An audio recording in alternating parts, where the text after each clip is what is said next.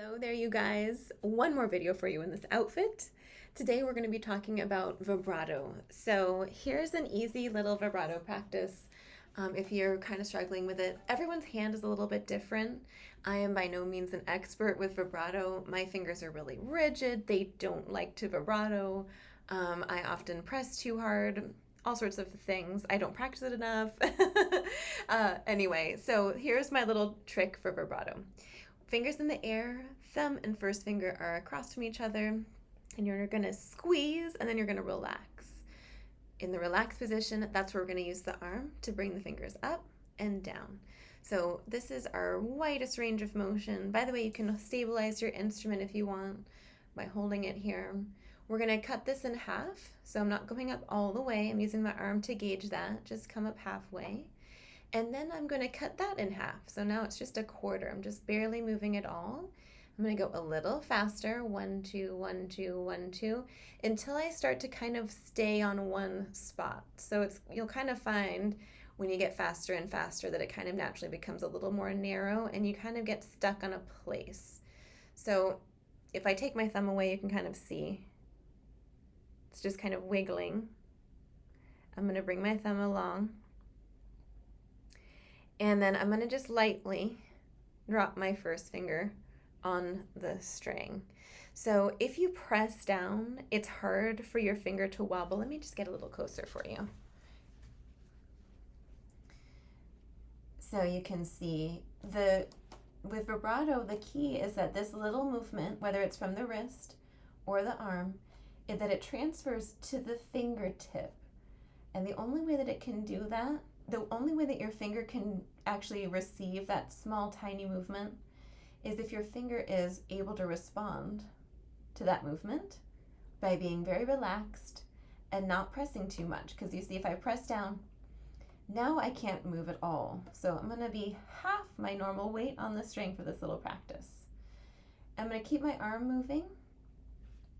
And you can see how my finger, it's not out here like this. It's actually on the side of the violin or the viola, but it's not squeezing. It's just relaxed. So it is hitting the side of the instrument neck there. The second finger comes along for the ride. Keep that little wiggle going. And you can see this last little joint is getting the movement from my arm. It's transferring from my arm all the way through the hand, all the way to that little fingertip there. Third finger. This finger for me is a little bit more rigid. Fourth finger. Just keep your arm moving. Now here's the key. I'm going to have you try to keep your fingers not down on the string, but kind of hovering, kind of in lazy person mode. Kind of hovering. My third finger is down, but my second and first finger aren't really down. I'm going to lift the fourth finger and third finger's there. Now I'm going to get my second finger ready to go. I'm going to lift the third finger. And now first finger, I'm going to lift the second finger. And the trick is now putting the fingers back. So if your fingers are back here, it's really hard to get them there. So bring them closer and throw them down. So my third finger needs to come a little closer.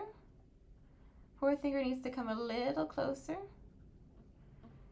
So one of the keys with vibrato is that you don't want your fingers to be flying away.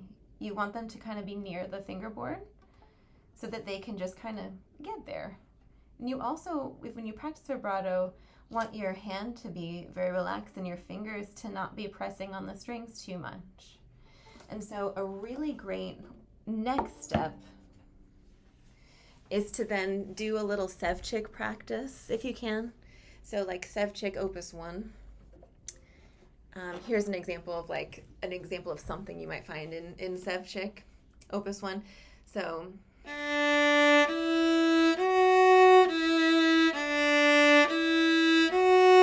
just repeating a pattern just over and over again. And try to get your finger going. And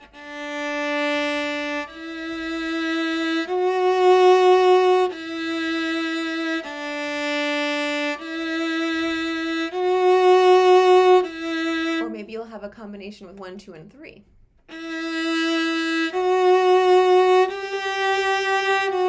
Just over and over.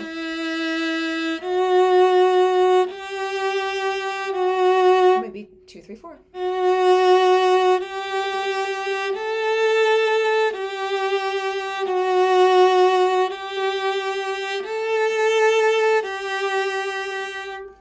So the thing is with Sevchik, we usually practice Sevchik for speed and like muscle strengthening exercises. But since they just repeat over and over that same measure, and you get to just kind of do some detail work with certain finger combinations, it's also a really great way to practice vibrato, just as a little mini warm-up.